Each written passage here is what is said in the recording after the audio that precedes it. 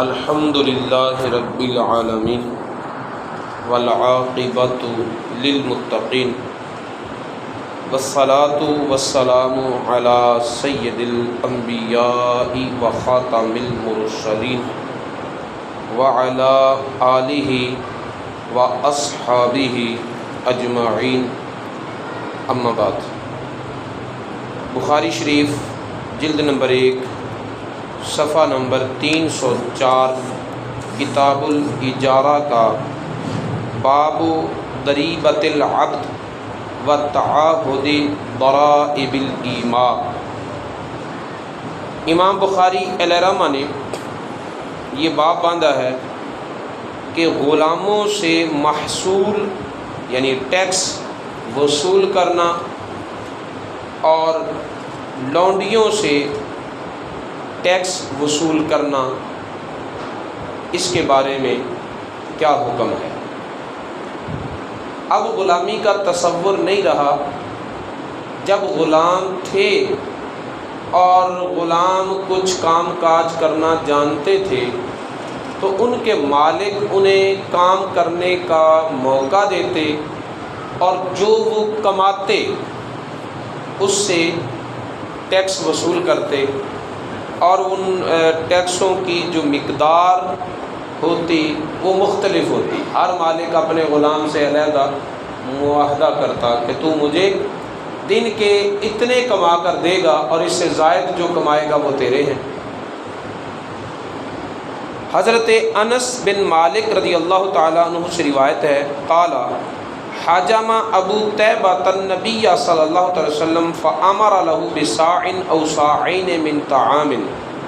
وکلم موالیہ فخفف عن غلته او ضریبہ۔ ابو طیبہ نامی ایک شخص نے نبی پاک صلی اللہ علیہ وسلم کا حجامہ کیا، پچنے لگائے، مخصوص جگہ سے مخصوص رگوں سے خون کھینچا، اور اس کام کے معاوضہ میں نبی پاک صلی اللہ علیہ وسلم نے حکم دیا کہ اس کو 1 سا یا 2 سا گندم اناج یا کھانے کی کوئی چیز عطا فرمائی جائے، اور جو آپ نے مزدوری عطا فرمائی صرف اسی پر اکتفا نہ فرمایا بلکہ نبی پاک صلی اللہ علیہ وسلم ابو طیبہ کے مالک سے ملے اور اس سے سفارش کی کہ جتنا تو ٹیکس اس سے وصول کرتا ہے اس سے تھوڑا لیا کر، اس میں کمی کر دے۔ یعنی یہ شان کریمی ہے، آپ نے کام کروایا، اس کی مزدوری دی، اور اس کی مزدوری سے زیادہ یہ احسان بھی فرمایا کہ مالک سے کہہ کر اس کا محصول کم کروا دیا۔ یہ رسول اللہ صلی اللہ علیہ وسلم کی اس شخص پر ابو طیبہ پر شان کریمی ہے۔ نبی پاک صلی اللہ علیہ وسلم کے اخلاق کریمہ کا ایک عکس ہے اس میں کہ رسول اللہ صلی اللہ علیہ وسلم نے جو مزدوری اس کی بنتی تھی اس سے زیادہ دی، اور پھر اس سے بھی زیادہ دی کہ فرمایا تو نے تو میرا کام کیا ہے 1 مرتبہ، اب اس کام کی جزا تجھے لگاتار ملتی رہے گی۔ جب بھی تو اپنے مالک کو پہلی مقدار سے کم ٹیکس دے گا، جب تک تھوڑا ٹیکس دیتا رہے گا تب تک محمد مصطفیٰ صلی اللہ علیہ وسلم کی عنایات کا سلسلہ تجھ پر جاری رہے گا۔ یعنی کوئی رسول اللہ کا کام ایک بار کرے تو رسول اللہ کی عطائیں اس پر بار بار ہوتی۔ اس سے یہ پتہ چلا کہ نبی پاک صلی اللہ علیہ وسلم کی نگاہ کرم اس پر بار بار ہوتی ہے۔ امام بخاری نے اس حدیث کو ذکر کر کے یہ مسئلہ اخذ کیا ہے کہ غلاموں پر ٹیکس لگانا اور ان سے ٹیکس وصول کرنا جائز ہے۔ کیوں؟ اس سے پتہ چلتا ہے کہ نبی پاک صلی اللہ علیہ وسلم نے اس ابو طیبہ کے مالک سے مل کر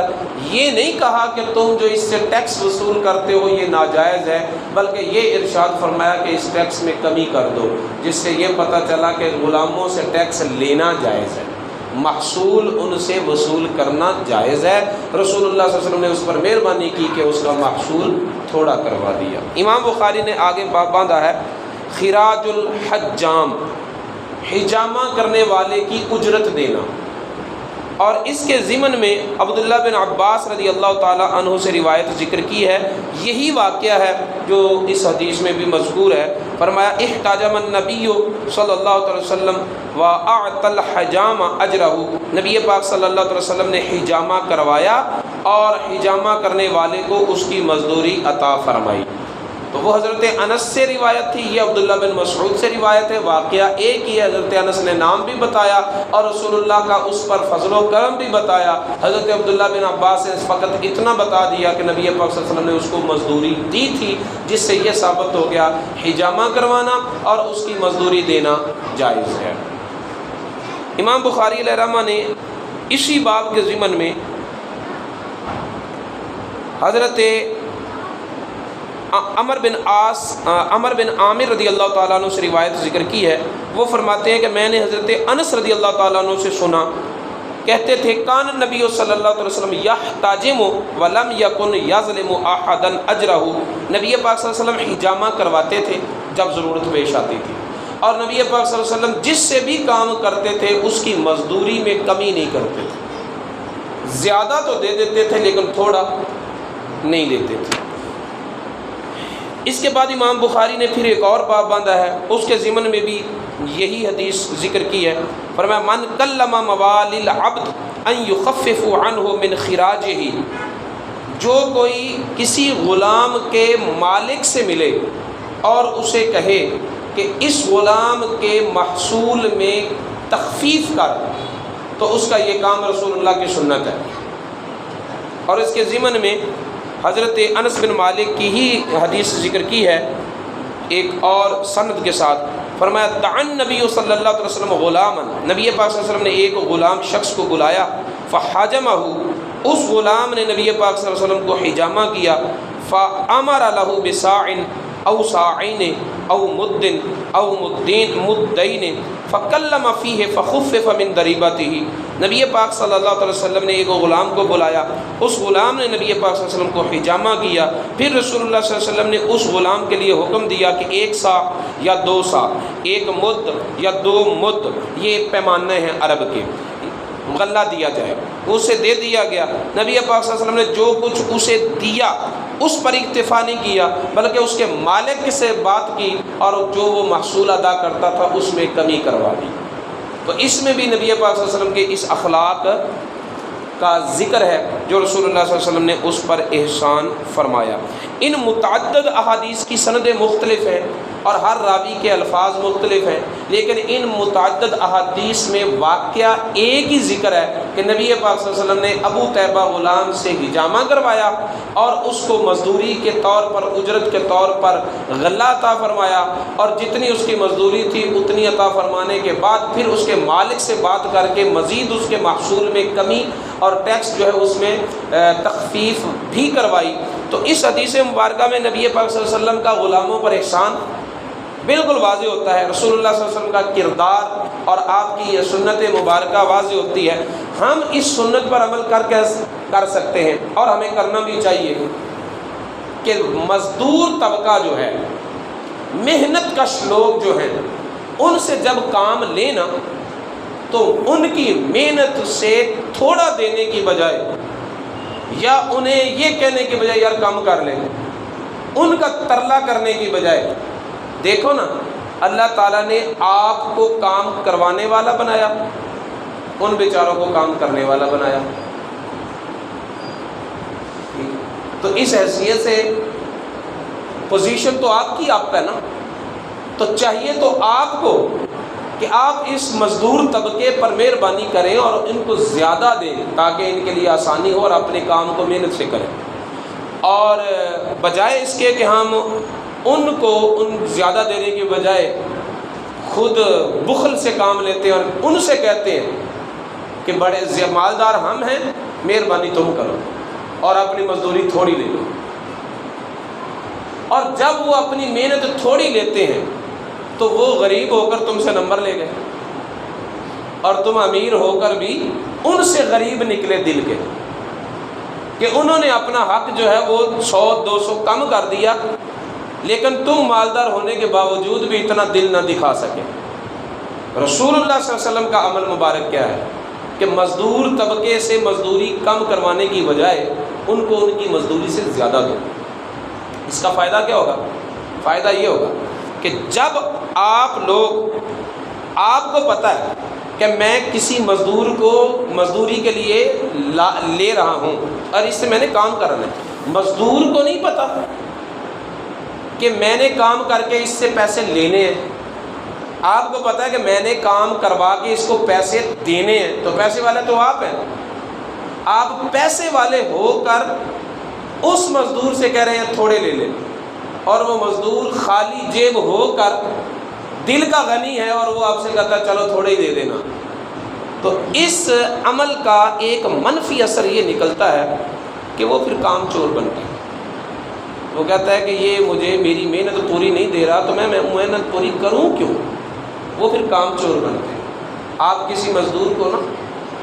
اس کی مزدوری سے 100 روپیہ زیادہ دے کے دیکھنا، اگلے دن وہ تیرے 200 کا زیادہ کام کر کے جائے گا۔ یہ ایک فطرتی عمل ہے، یہ ایک وفا کا فطرتی جذبہ ہے جو اللہ نے نا خالی ہاتھ لوگوں میں رکھا ہوتا ہے۔ خالی ہاتھ خالی جیب لوگ جو ہوتے ہیں نا ان کے اندر وفاؤں کی ایک زیادتی ہوتی ہے۔ تو اگر یہ عمل نبی پاک صلی اللہ علیہ وسلم کی اس سنت پر عمل کیا جائے تو معاشرے میں یہ جو کام چوریاں ہوتی ہیں یا کام کرتے کرتے چیزوں کو چرانے کی عادتیں ہوتی ہیں، یہ میرا خیال ہے کہ زیادہ تر ہم اس بخل کی وجہ سے ایسے لوگوں کو موقع دیتے ہیں کہ وہ پھر ذہن کرتے ہیں کہ میں نے کام اتنا کیا ہے، مجھے اس نے میری مزدوری اتنی دینی، میں نے پوری کہاں سے کرنی، وہ پھر راستے تلاش کرتے ہیں۔ اگر ہم اپنے معاشرے میں اپنے آپ سے شروعات کریں، پورے بگڑے ہوئے معاشرے میں آپ کے ذہن میں یہ سوال ہو سکتا ہے یار اگر میں ایک اچھا ہو جاؤں کیا فرق پڑے گا؟ پورے کمرے کے اندر، پورے پنڈال کے اندر رات کے وقت جب اندھیرا ہوتا ہے، گھٹا ٹوک اندھیروں میں ایک ماچس کی تیلی کوئی جلا دے، کتنی روشنی ہوتی ہے؟ تو اس جہالت سے بھرے ہوئے معاشرے میں آپ اپنے حصے کا چراغ تو جلائیں، پھر دیکھنا کہ اس کی روشنی کہاں تک جاتی ہے۔ آپ اپنے حصے کا چراغ روشن کریں، اور اگر آپ صرف ایک آپ کے کردار بدلنے سے